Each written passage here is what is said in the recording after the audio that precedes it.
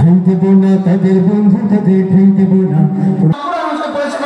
সেই দৃশ্য যেন আমরা নিজের চোখে দেখে যেন আবুল হুসাইন সাহেব ইটনা থানা আমির, ইটনা উপজেলা আমির চোখের মধ্যে প্রাণ লুকানোর জন্য ডাক দেয়, বুকের জন্য ডাক দেয়।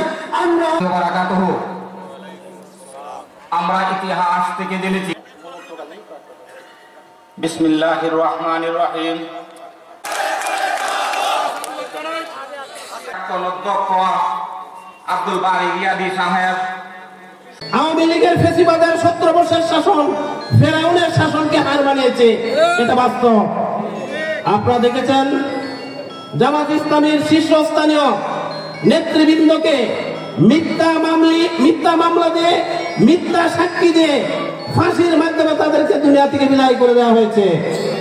জামাত ইসলামীকে নিষিদ্ধ করা হয়েছে, কিন্তু আল্লাহর মেহেরবানি 1 তারিখে জামাত ইসলামীকে নিষিদ্ধ করেছে, আর 5 তারিখ আওয়ামী লীগকে জনগণ নিষিদ্ধ করে দিয়েছে।